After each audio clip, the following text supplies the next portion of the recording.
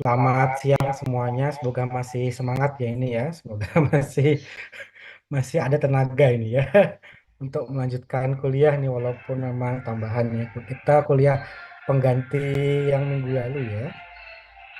Kalau hari Jumat berarti kan juga libur ya kuliahnya ya karena memang tanggal merah ya. Nanti akan kita coba ganti di lain waktu ya setelah Lebaran gitu, insya Allah. Supaya materinya kekejar dan bisa mengcover semua ini yang apa terkait pembelajaran pada mata kuliah teknologi pangan ini. Baik, kita akan lanjutkan materi pada kuliah teknologi pangan. Pada hari ini kita akan membahas tentang pengolahan suhu tinggi produk pangan gitu ya. Ya,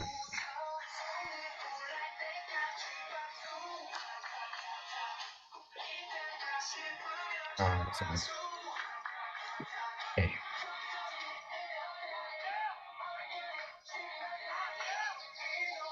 Baik, jadi minggu-minggu sebelumnya kita membahas tentang pengawetan gitu ya, terhadap berbagai metode atau teknik yang bisa kita gunakan untuk memperpanjang umur simpan suatu produk pangan gitu ya. Karena memang tantangan kita dalam memperpanjang umur simpan itu adalah bagaimana teknik atau metode yang tepat gitu ya, yang tidak mempengaruhi atau merubah dari sisi cita rasa, sifat tekstural, kemudian juga dari kualitas gizi begitu ya. Nah, kemudian suatu proses yang baik itu juga diperlukan untuk menunjang umur simpan gitu ya. Selain menunjang umur simpan juga untuk menunjang pembentukan karakter suatu produk. Ya, misalnya pengolahan dengan suhu tinggi gitu ya. Dengan suhu itu tujuannya adalah untuk proses pematangan produk dan juga untuk aspek keamanan pangan dengan kita membunuh mikrobia. Nah, pengolahan pangan dengan panas dapat juga disebut dengan proses termal pangan begitu ya. Nah, proses termal pangan ini memanfaatkan pindah atau transfer panas melalui proses konduksi di mana energi panas ini dipindahkan dari satu molekul ke molekul yang lain tanpa merubah posisi molekul tersebut gitu ya. Kemudian konveksi, jadi setiap molekul bergerak sehingga terjadi pencampuran yang rata. Ini umumnya kita amati pada cairan fluida begitu ya, pemanasan pada suatu cairan atau fluida itu melibatkan pergerakan molekul dari air gitu ya. Kemudian radiasi terjadi dengan suatu mekanisme menggunakan elektromagnetik. Kalau radiasi itu misalnya kita menggunakan ini ya, metode pengolahan dengan microwave begitu. Kalau ya konveksi dengan perebusan gitu ya. Konveksi itu menggunakan suatu perantara ah, yang dapat menghantarkan panas begitu.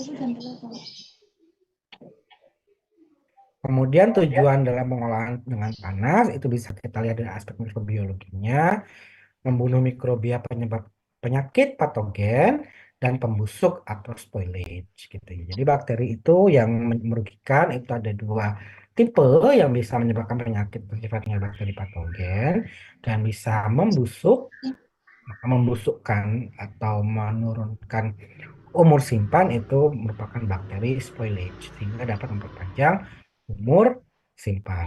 Nah, dari aspek sensoris atau organoleptik, jadi pemanasan ini bisa membentuk cita rasa, aroma, dan sifat tekstural produk pangan yang dapat meningkatkan penerimaan atau preferensi konsumen. Dan tiap metode pemanasan itu punya karakteristik pembentukan cita rasa, aroma, dan sifat tekstural yang berbeda-beda. Misalnya produk yang digoreng itu akan berbeda karakteristiknya dengan produk yang dipanggang atau produk yang direbus atau yang di steam seperti itu. Nah, ini kita bisa sesuaikan dengan penerimaan atau preferensi konsumen dan juga kaitannya dengan misalnya aspek kesehatan. Jika seseorang itu perlu diet pada konsumsi lemak yang perlu ditekan sehingga kita bisa menggunakan teknik pemanasan selain penggorengan seperti itu. Atau misalnya untuk menurunkan indeks glikemik atau menurunkan respon glukosa, kenaikan glukosa setelah kita mengkonsumsi pangan karbohidrat tinggi, kita bisa menggunakan metode pemanasan dengan cara pemanggangan itu akan lebih baik dibandingkan kalau metode pemanasannya itu dengan cara perebusan. Kemudian meningkatkan estetika produk begitu ya. Dengan cara kita melakukan pemanasan, begitu produk itu menjadi matang dan kita bisa membentuk berbagai ragam ini ya apa macam produk olahan begitu ya.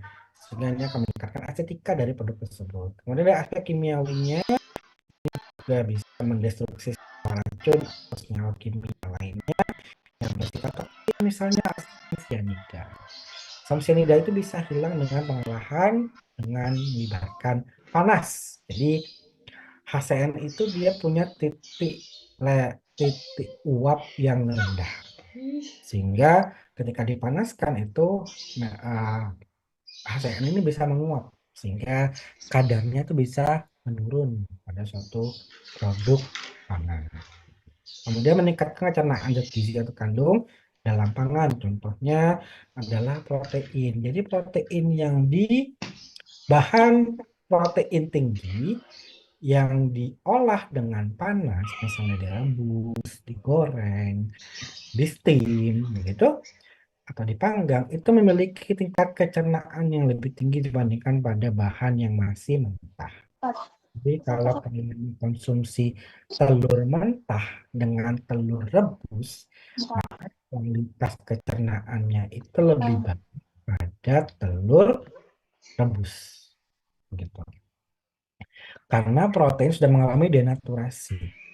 Jadi protein sudah mengalami perubahan struktur, biasanya dia menjadi struktur yang lebih sederhana, struktur primernya dia, sehingga enzim itu akan mudah untuk melakukan aktivitas katalitik, akan mudah untuk menghidrolisis protein menjadi asam amino. Kemudian asam amino akan diserap oleh saluran pencernaan kita di usus halus seperti itu ya.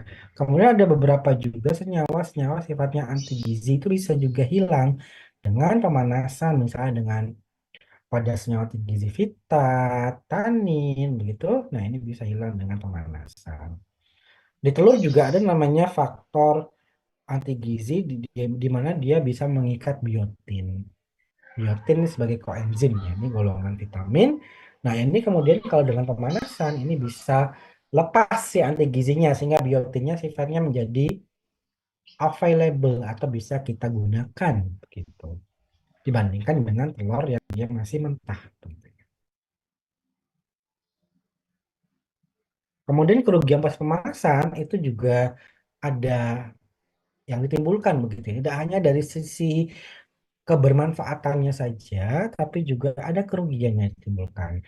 Pertama adalah penurunan nilai gizi, di mana terjadi degradasi pada beberapa komponen gizi yang sifatnya termolabil. Kemudian ada senyawa bioaktif, vitamin yang dia memang tidak tahan terhadap suhu tinggi, sehingga dia bisa mengalami degradasi. Yang kedua adalah kehilangan sifat fungsional akibat degradasi komponen aktif ya. Jadi harusnya di situ terkandung polifenol atau senyawa flavonoid yang dia berperan sebagai antioksidan. Nah, ketika mengalami pemanasan, maka komponen ini menjadi inaktif. Kemudian ada juga mungkin enzim-enzim yang bisa berperan sebagai antioksidan. Glutathione, misalnya glutathione, yang mungkin ada di kosmetik-kosmetik gitu ya, kalau buat para wanita. Nah, ini kemudian dengan pemanasan menjadi inaktif sehingga kehilangan kemampuannya sebagai antioksidan.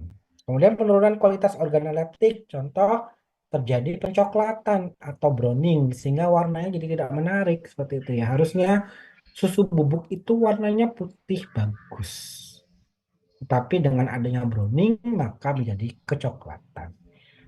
Kalian bisa bandingkan antara susu steril kaleng dengan susu UHT itu memiliki warna yang berbeda. Yang lebih menarik adalah warna pada susu UHT. Dia terlihat putih, bagus gitu ya, cerah. Ketika kalian melihat susu steril pada kaleng-kaleng, apapun itu brandnya, itu warnanya lebih coklat. Terjadi karena adanya reaksi browning, percoklatan akibat proses sterilisasi pada suhu yang lebih tinggi. Kemudian terjadi perunakan tekstur. Misalnya pada produk-produk kaleng, sarden kaleng itu, nah kalau kita tidak mengatur atau mengestimasi waktu untuk apa proses sterilisasi yang sesuai, maka bisa saja terjadi pelunakan tekstur daging ikan yang sangat besar sehingga nanti malah jadi hancur teksturnya gitu ya. Dari sisi keamanan pangannya oke, mikrobianya mati karena dia lebih lama. Tapi dari segi-segi sensoris, sifat teksturalnya dia menjadi apa tidak bagus, jelek kualitasnya karena dagingnya lebih mudah hancur gitu. Seperti itu karena memang pemanasannya lama gitu ya dilakukan. Kemudian pembentukan senyawa berbahaya bersifat karsinogenik.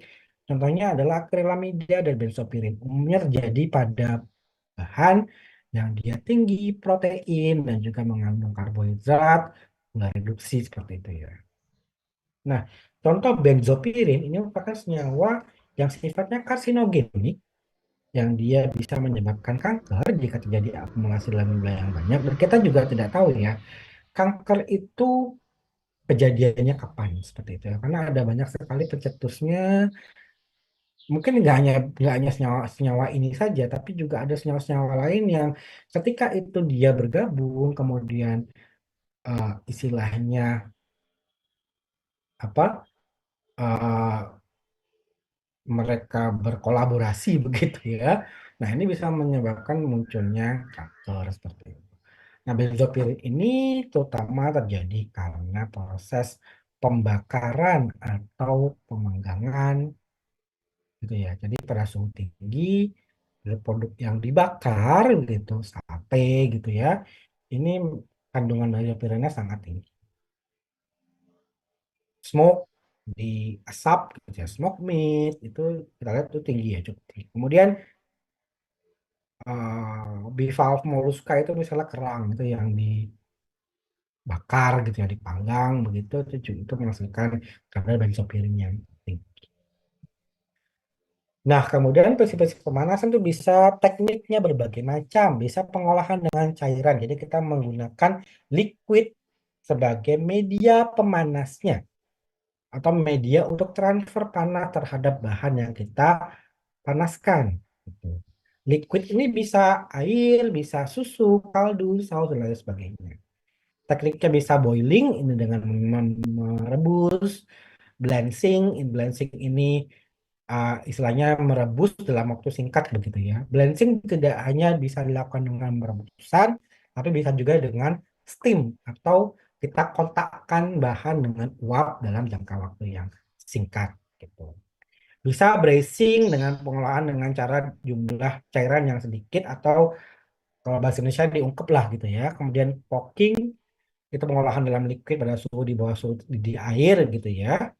Kemudian simmering, steaming nanti bisa kalian baca sendiri ya. Kemudian pengolahan tanpa cairan ini bisa baking dengan menggunakan panas kering pada oven. Kemudian barbecuing itu menggunakan saus begitu.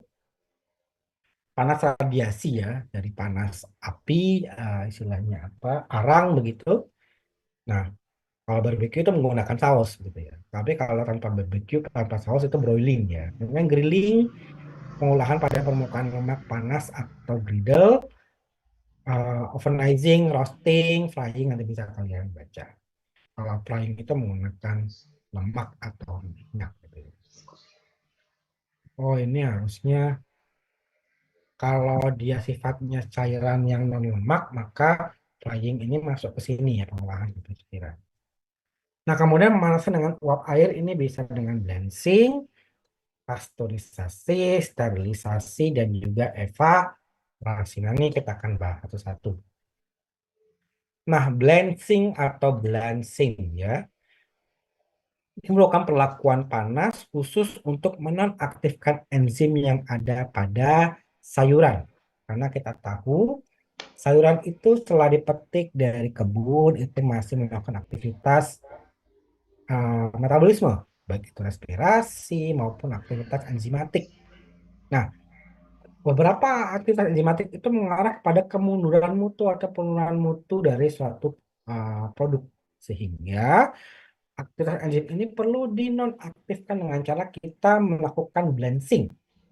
Karena prinsipnya enzim itu merupakan protein, sehingga kalau protein itu terkena panas bisa mengalami denaturasi. Dan ketika protein mengalami denaturasi, dia kehilangan sifat fungsionalnya. Jadi enzim jadi kehilangan sifat fungsionalnya, sehingga enzim kehilangan sifat katalitiknya.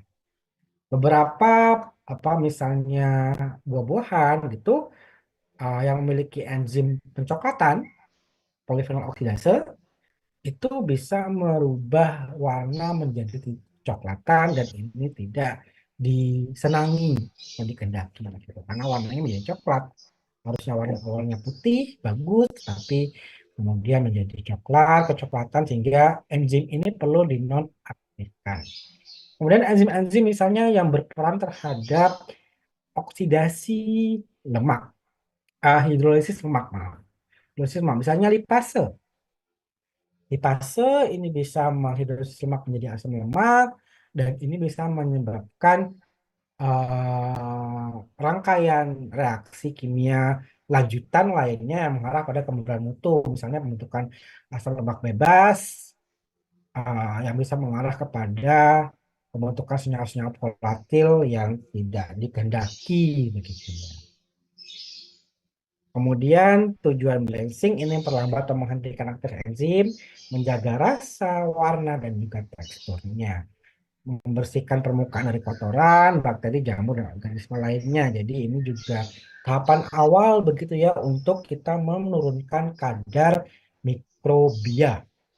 Kemudian mempertahankan kecerahan warna sayuran. Jadi sayuran itu warnanya akan lebih baik gitu ya jika kita lakukan blanching terlebih dahulu.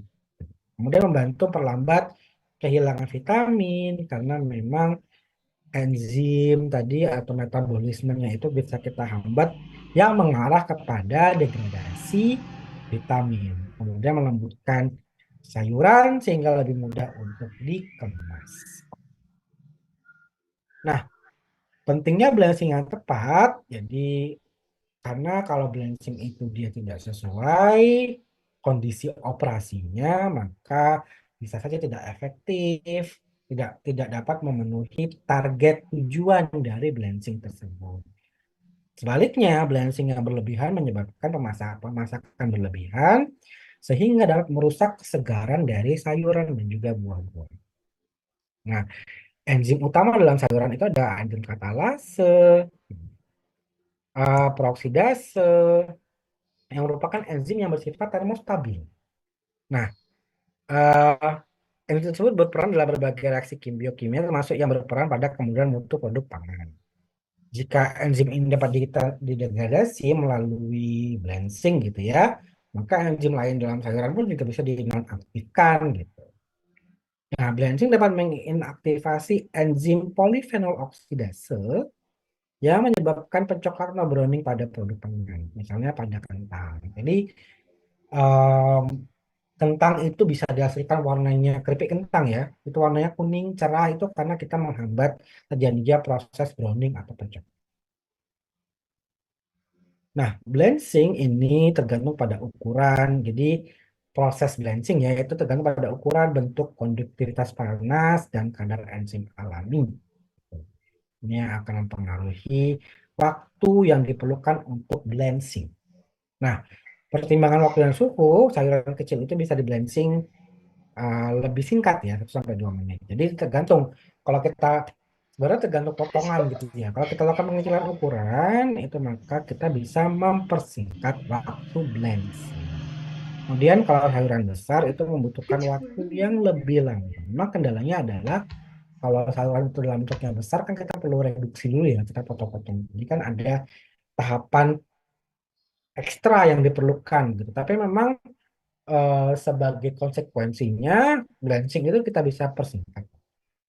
Kalau bahannya besar, maka perlu waktu untuk transfer panas dari luar menuju ke bagian tengah dari produk pangan. Nah, waktu ini yang dibutuhkan akan lebih lama dibandingkan dengan ukuran bentuk dari sayuran itu lebih kecil. Perlakuan blanching umumnya dilakukan sebelum tahapan selanjutnya seperti pembekuan, pengalengan, atau pengeringan. Jadi ini sebagai tahapan awal gitu ya. Jadi untuk produk-produk misalnya ada buah beku atau sayuran beku itu memang di awal dilakukan blanching. Pendinginan setelah blanching penting untuk mencegah kehilangan gizi dan mempertahankan warna atau tekstur produk pangan. Jadi setelah di blanching, setelah dipanaskan itu harus langsung didinginkan secara cepat untuk mencegah apa? Kehilangan gizi. Jadi kita turunkan suhunya langsung gitu ya. Kalau kita biarkan pada suhu ruang, maka itu akan perlu waktu untuk menurunkan suhu. Nah, waktu yang diperlukan untuk menurunkan suhu ini bisa menyebabkan perubahan kimia, biokimia, termasuk terhadap degradasi senyawa atau komponen gizi, gitu, atau senyawa biologis. Pendinginan dapat dilakukan dengan penyemprotan atau perendaman dalam air dingin. Ya. Sayuran harus didinginkan di bawah 37 derajat Celcius dengan cepat. Tadi alasannya adalah untuk mencegah kehilangan gizi dan mempertahankan warna dan juga tekstur. Pendinginan tidak boleh terlalu lama karena dapat meningkatkan kehilangan senyawa gizi yang larut dalam air. Nah, jadi ini juga problem ya, dilema gitu. Jadi tidak boleh pendinginan terlalu lama karena ada beberapa senyawa gizi itu yang memang larut dalam air.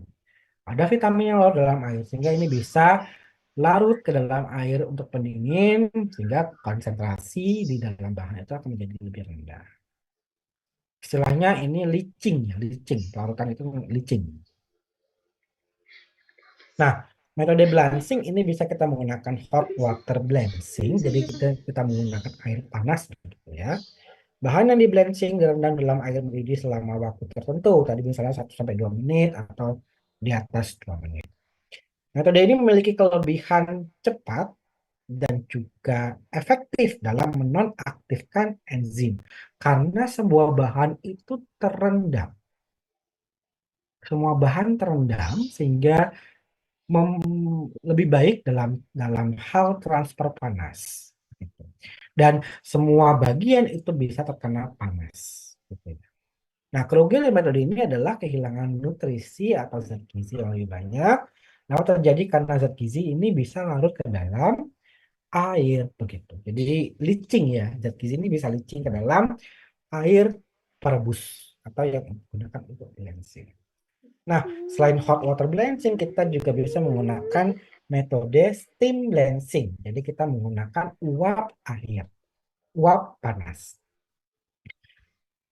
Metode ini memiliki kelebihan dapat mencegah kehilangan zat gizi yang lebih besar dibandingkan dengan hot water blanching. Gitu ya. Karena kalau uap itu kan terbatas ya istilahnya jumlah airnya.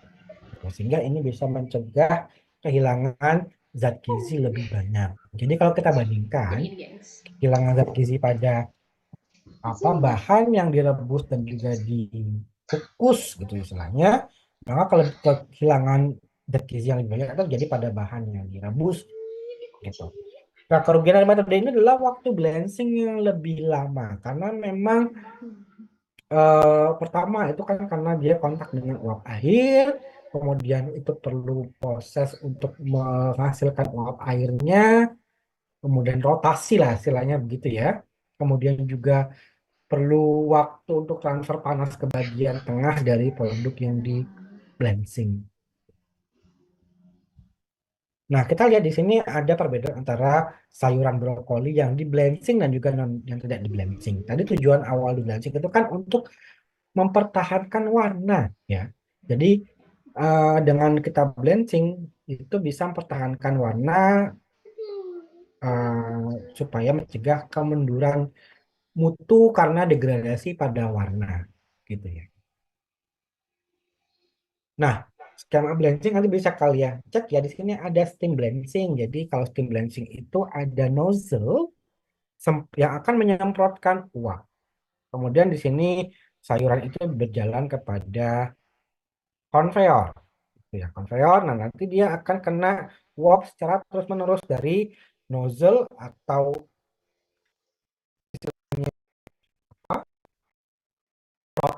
ada di atasnya gitu. Karena semprotannya kan nggak cuma satu, ini ada beberapa semprotan lah istilahnya begitu. Jadi dia akan terkena secara kontinu terus menerus. Kemudian kalau yang hot water blanching itu dia apa, terendam begitu ya. Bisa dengan menggunakan conveyor juga, jadi dia terendam produknya begitu dan berjalan gitu ya produknya. Nah setelah itu nanti langsung dilakukan proses pendinginan.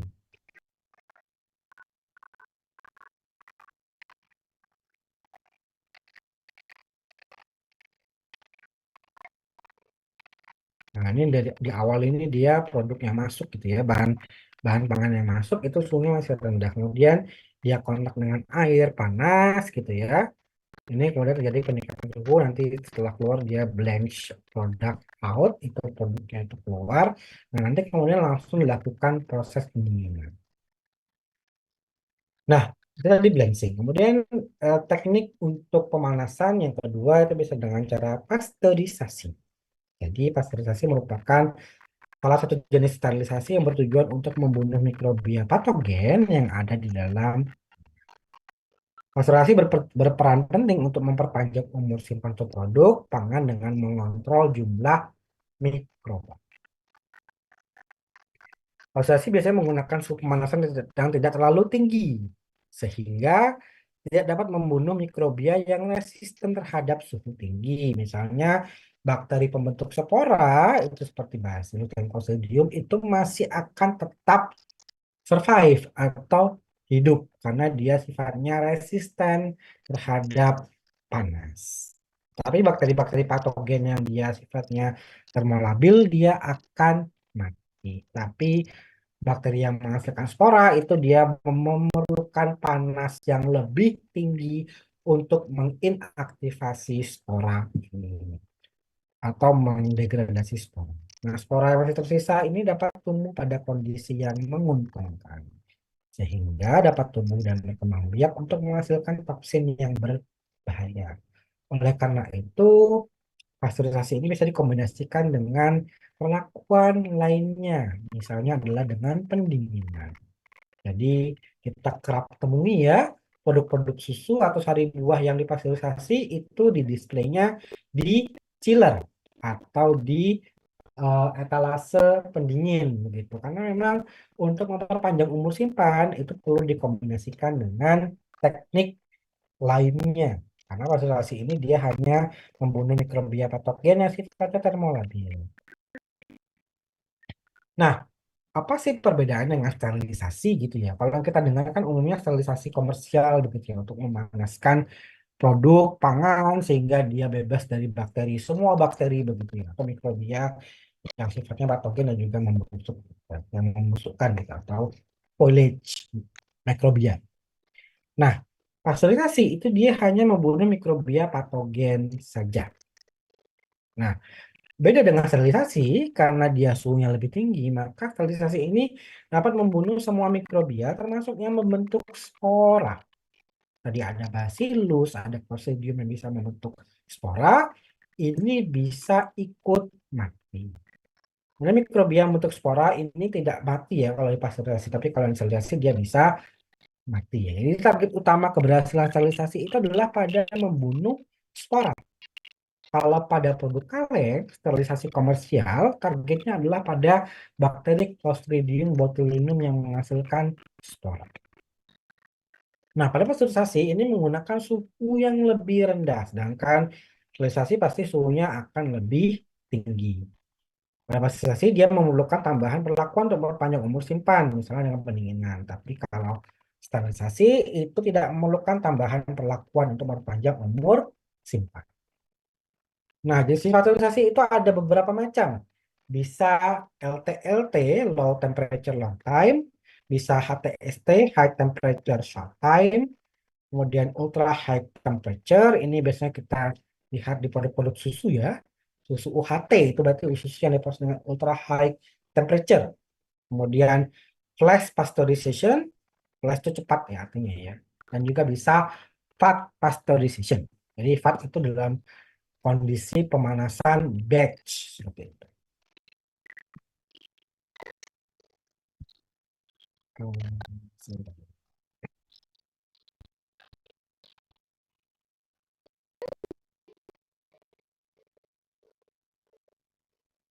Sebelum saya lanjutkan, kalau ada pertanyaan silakan karena baterainya low. Sebentar.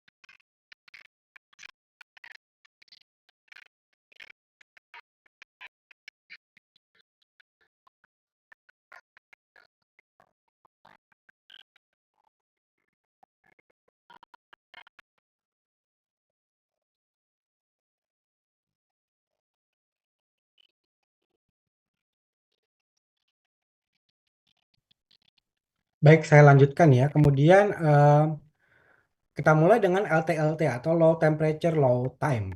Long time artinya dia suhunya itu rendah, lebih rendah dan waktu yang dibutuhkan itu lebih lama. Nah, LTLT ini proses prosesasinya menggunakan suhu rendah dan waktu yang lama. Kondisi prosesnya adalah pemanasan suhu 63 derajat Celcius selama 30 menit. Jadi ini cukup lama ya. Umumnya digunakan pada dairy product seperti susu, yogurt, dan juga keju. Nah, pasteurisasi secara LTLT dapat mempertahankan kualitas sensoris produk dengan mencegah kehilangan flavor dan menjaga stabilitas zat gizi. Jadi di produk dairy, yogurt, keju. Nah, ini banyak sekali komponen senyawa volatil yang dihasilkan dari proses fermentasi. Nah, kemudian dengan pemanasan yang menggunakan suhu lebih rendah itu bisa mempertahankan kualitas sensoris dengan kita mencegah kehilangan flavor dari senyawa volatil ini. Kemudian juga menjaga stabilitas zat gizi. Jadi di situ ada vitamin atau senyawa bioaktif lainnya yang sifatnya termolabil. Ini bisa kita pertahankan kandungannya. Kemudian namun, pasteurisasi secara LTLT tidak efisien untuk proses industri skala besar dan memerlukan pengawasan yang ketat agar tidak terjadi under pasteurization karena memang suhu yang digunakan kan lebih rendah. Jadi memang harus ada pengawasan, monitoring, dan kemudian menggunakan alat yang advance, sophisticated dengan pengaturan atau regulator suhu yang baik pula begitu ya. Kemudian HTST, High Temperature Short Time, ini kebalikan dari LTLT. Jadi proses pasteurisasi menggunakan suhu tinggi dan waktu yang singkat. Jadi biasanya kondisi prosesnya adalah pemanasan suhu 70 derajat Celcius selama 15 detik.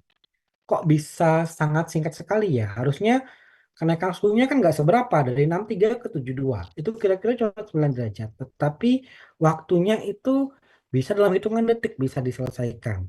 Nah, ini disesuaikan dengan tipikal kematian dari kinetika kematian dari mikrobia. Jadi mikrobia itu kan kita tahu ada yang konsep apa D ya. Nilai D itu artinya waktu yang diperlukan pada suhu tertentu untuk membunuh pada suhu 121 derajat Celcius untuk membunuh satu log cycle bakteri. Nah, kenaikan suhunya itu bisa menyebabkan pemendekan waktu yang sifatnya tidak proporsional gitu. Jadi misalnya naik 2 derajat atau naik 4 derajat itu belum tentu pengurangannya itu proporsional. Jadi bisa jadi pada suhu yang lebih tinggi dia waktu yang dibutuhkan untuk membunuh mikrobia itu dia bisa dalam hitungan detik saja. Sehingga memang kita perlu informasi yang jelas melalui proses penelitian begitu ya, trial begitu terkait dengan suhu mana yang efektif dan waktu yang efektif untuk membunuh mikrobia. Umumnya digunakan pada produk susu, jus buah, dan juga liquid egg. Ya, kalau di Indonesia mungkin nggak familiar liquid egg ya, karena memang kita banyak telur mentah gitu ya. Istilahnya itu lebih ekonomis dibandingkan kalau liquid egg, artinya yang sudah dikemas begitu ya. Kemudian pasteurisasi secara HTST lebih efisien karena hanya memerlukan waktu yang singkat dan dapat memperpanjang umur simpan produk pangan tanpa mengubah kualitas sensorisnya atau cita rasanya. Begitu. Karena memang waktunya pendek sekali. Jadi produk-produk apa senyawa-senyawa yang sifatnya itu mudah menguap, kemudian senyawa-senyawa pembentuk flavor itu bisa dipertahankan. Namun, pasteurisasi secara HTST dapat menyebabkan degradasi pada zat gizi yang sifatnya termolabil karena dia kan suhunya lebih tinggi dibandingkan yang LT. Nah, sama halnya dengan LTLT, maka ada tahapan pemanasan. Nah, setelah pemanasan itu nanti akan dilanjutkan dengan pendinginan atau cooling. Kemudian UHT, Ultra High Temperature. Jadi proses pasteurisasi menggunakan suhu sangat tinggi dan waktu yang sangat singkat. Biasanya hanya hitungan 2 sampai 5 detik, tapi suhu yang digunakan adalah di atas 100 derajat Celcius atau 135 derajat Celcius. Dan diikuti dengan pengemasan aseptik. Jadi kalau kalian lihat susu UHT dikemas kemasan Tetra Pak, itu pengemasannya secara aseptik artinya bebas dari mikrobia begitu. Karena produk ini udah steril istilahnya gitu ya. Dia mikrobia sudah dimatikan begitu. Tetap sehingga kita memerlukan pengemasan yang aseptis yang bebas dari mikrobia. Umumnya digunakan pada dairy produk seperti susu, krim, dan beberapa produk sari buah. Jadi sari buah dalam kemasan Tetra Pak itu dia menggunakan sistem pemanasan atau proses thermal dengan cara UHT. Nah, pasteurisasi secara UHT dapat mempertahankan umur simpan lebih lama karena dapat membunuh mikrobia yang membentuk spora. Sehingga kalau kita lihat susu UHT itu dia punya umur simpan di atas 6 bulan, bisa sampai setahun. Sari-sari buah yang disimpan dalam kemasan Tetra Pak itu juga dia memiliki umur simpan yang lebih lama. Namun, pasteurisasi secara ATST dapat mempengaruhi cita rasa karena exposure suhu tinggi dan kemungkinan nutrien loss-nya juga tinggi. Sehingga biasanya produk-produk ini perlu dilakukan fortifikasi atau penambahan senyawa nutrien dan gizi, terutama nutrien-nutrien sifatnya dia itu termolabil. Jadi vitamin itu ditambahkan. Kemudian flash pasteurization. Jadi proses pasteurisasi ini menggunakan suhu tinggi dan waktu yang singkat serta diikuti dengan pendinginan yang juga cepat. Kondisi prosesnya itu pemanasan suhu 71,5 selama 15 sampai dengan 30 detik. Gitu. Jadi flash pasteurization ini dia memerlukan keakuratan presisi dalam mengontrol suhu. Jadi flash itu artinya dia dipasteurisasi pada kondisi tertentu, kemudian nanti didinginkan secara cepat. Nah, jadi perlu presisi dalam pengontrolan suhu, baik itu pemanasannya dan pendinginannya, agar capaian proses dapat terpenuhi, serta tidak efektif untuk, sehingga proses ini sebenarnya tidak efektif untuk produk yang sifatnya viskus atau kental. Gitu. Nah, umumnya digunakan pada minuman seperti sari buah, bir, dan juga teh. Gitu ya. Nah, metode ini mempertahankan komponen flavor dan juga zat gizi lebih baik dibandingkan dengan pasteurisasi secara konvensional atau low temperature long time. Kemudian fat pasteurization, jadi prosesnya hampir sama seperti LTLT, low temperature long time, namun pemanasan dilakukan pada tangki secara batch. Nah, kalau LTLT secara umum itu bisa, tadi kan continue ya pakai conveyor begitu. Nah, kalau yang fat pasteurization ini khusus pada kondisi dia pemanasannya secara batch begitu ya. Umumnya dilakukan untuk pasteurisasi dari produk seperti keju. Nah, pasteurisasi ini cocok untuk proses industri skala kecil dan dapat mempertahankan kualitas flavor itu lebih baik. Nah, kemudian sterilisasi, ya kita lihat sterilisasi.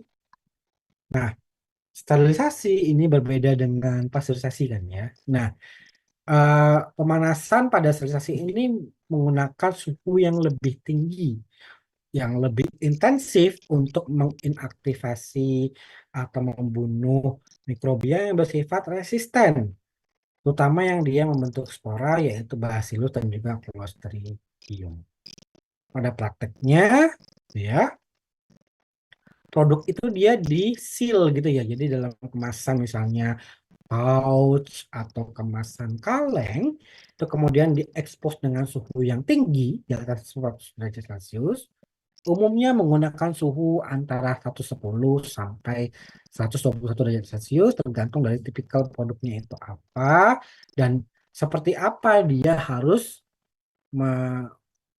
transfer panasnya begitu ya. Harus seperti apa suhu itu bisa masuk ke bagian tengah. Bisa masuk sampai ke bagian tengah dari produk begitu ya. Nah, jika spora itu tidak terinaktivasi atau tidak bisa dihilangkan secara penuh dalam proses sterilisasi ini, maka sel-sel vegetatif ini bisa tumbuh, begitu ya. Dari spora ini kemudian nanti bisa menyebabkan apa ini ya apa menghasilkan toksin, begitu ya, toksin dan sehingga kemudian mikroorganisme ini bisa menghasilkan toksin dan juga bisa menyebabkan pembusukan pada produk. Nah, secara prinsip untuk sterilisasi itu dia menggunakan suhu tinggi tadi ya, karena targetnya adalah pada bakteri atau mikrobia yang bisa resisten terhadap panas. Umumnya sterilisasi itu menggunakan suhu 121 derajat Celcius ya. Ini untuk konsep sterilisasi komersial itu menggunakan suhu 121 derajat Celcius untuk membunuh spora pada waktu yang relatif tidak lama. Nah, kemudian suhu sterilisasi ini dibutuhkan untuk inaktivasi ini tadi ya, Bacillus dan spora dari Bacillus dan juga Clostridium. Nah, kemudian ini spora ini bisa dimatikan juga pada suhu yang lebih rendah dari 121 derajat Celcius, misalnya 100, tapi di atas 100 derajat gitu ya. Tetapi butuh pemanasan yang lebih lama begitu. Nah, lebih lama. Nah, konsekuensinya bisa saja terjadi perubahan sifat tekstural, sifat sensoris, flavor, cita rasa dan aroma gitu ya, karena pemanasan yang lebih lama. Nah, untuk prosesnya, sterilisasi ini pada produk-produk kaleng bisa dibagi dalam 3 fase. Fase pertama adalah fase pemanasan medium, pemanasnya. Baik itu karena biasanya dia menggunakan steam ya, uap, sehingga si air ini kita panaskan dulu untuk menghasilkan uap gitu ya. Kemudian kalau panasnya udah dihasilkan, uap udah dihasilkan, kemudian dia akan kontak dengan produk yang disterilisasi. Nah, kemudian kontak ini kita jaga pada rentang waktu tertentu. Ini kita sebut sebagai holding phase. Jadi kita mempertahankan kontak antara uap air dengan produk yang disterilisasi. Ini namanya holding phase. Gitu ya. Kemudian setelah prosesnya selesai, kita lakukan pendinginan atau cooling phase. Jadi temperatur dari kaleng itu diturunkan. Gitu. Nah, sterilisasi ini umumnya kita menggunakan alat yaitu autoclave atau retort. Gitu ya. Jadi produknya kalengnya itu dimasukkan dulu ke dalam sini, dalam kontainer ini ya, dalam apa ruang ini, kemudian ditutup. Nah, nanti kemudian dilakukan proses tadi pemanasan, heating, kemudian holding phase, dan juga cooling. Tergantung nanti berapa waktu yang diperlukan untuk melakukan sterilisasi. Itu di apa dikaitkan juga dengan tipikal produk yang akan dilakukan sterilisasi.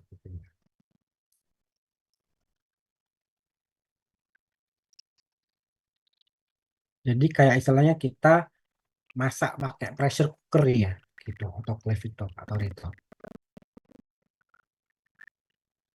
Nah, jadi autoclave itu memang dia ada tekanan di situ ya, ada tekanan. Ada juga faktor tekanannya gitu. Jadi tidak bisa setelah selesai itu kemudian langsung tekanannya diubah ke tekanan normal lingkungan sekitar tuh nggak bisa. Karena apa?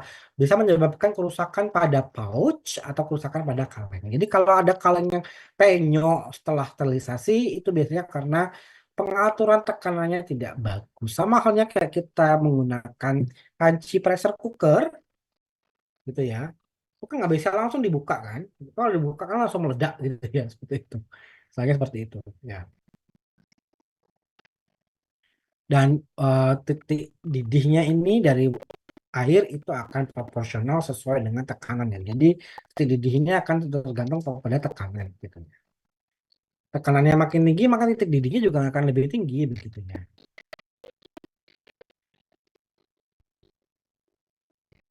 Nah, panas dan tekanan ini dia dijaga pada holding phase tadi gitu ya. Tergantung berapa lama waktu yang diperlukan untuk melakukan sterilisasi. Dan ini ditujukan untuk membunuh semua bentuk vegetatif, baik itu spora begitu dari si mikrobia yang ada pada bahan yang atau produk yang disterilisasi. Nah, sterilisasi ini juga ternyata ada beberapa metode gitu ya. Ada dua metode yaitu wet sterilization. Jadi ini dengan cara mengkoagulasi dan mendenaturasi enzim dan protein gitu ya. Ini memerlukan suhu. Jadi yang tadi retort itu, yang autoclave itu dia wet sterilization ya gitu. Itu yang umumnya kita gunakan untuk sterilisasi komersial.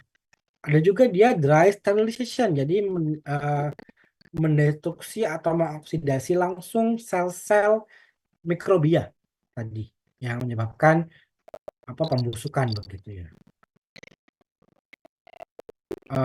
Biasanya suhunya akan lebih tinggi lagi begitu ya, sekitar 90 derajat Celcius karena eh, kematian bakteri itu dia cenderung lebih banyak itu melalui pemanasan menggunakan air atau wet sterilization.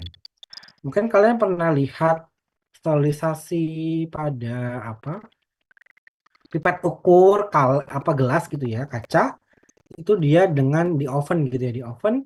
Nah suhu oven itu tinggi 60 derajat Celcius sampai 200 itu ya karena memang sterilisasi pada secara kering itu dia biasanya akan lebih lama karena bakteri itu dia lebih rentan untuk apa mengalami degradasi atau kematian pada pemanasan yang menggunakan air.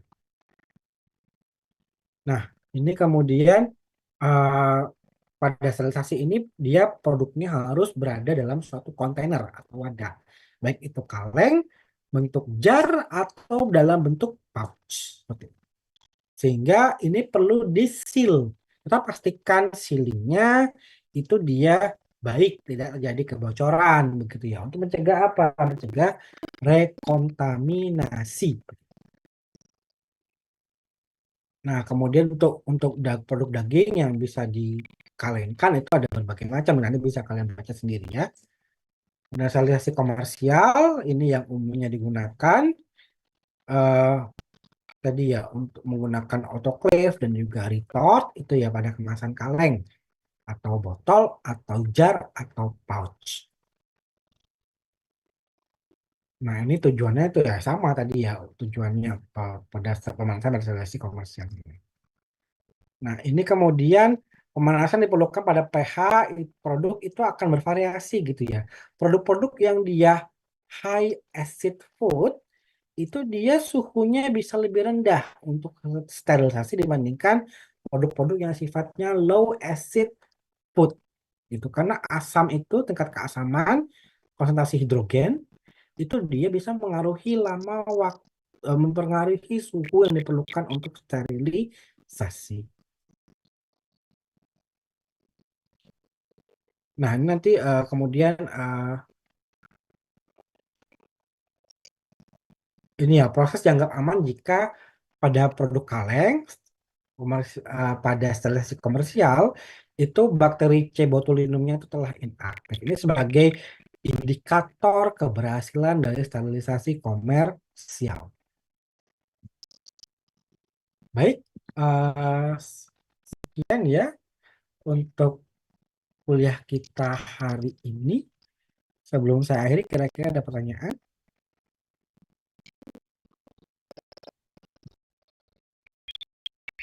Sudah ya? Kalau sudah cukup, akan akhiri kuliah kita. Kita ketemu lagi setelah UTS ya. Jadi ini kuliah terakhir sebelum UTS. Kemudian kita libur Lebaran. Setelah libur Lebaran langsung kemudian UTS gitu ya. Nanti akan saya infokan lagi terkait dengan teknis UTS-nya. Nanti untuk materi akan saya sampaikan nanti di grup WA seperti biasanya. Gitu.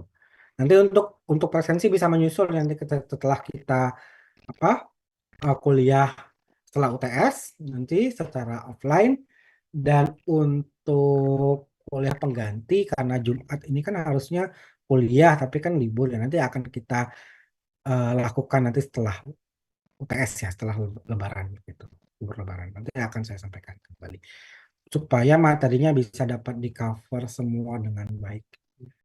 Seperti itu kalau tidak ada saya cukupkan saya akhiri terima kasih wassalamualaikum warahmatullahi wabarakatuh. Waalaikumsalam warahmatullahi wabarakatuh. Terima kasih, Pak. Sama-sama.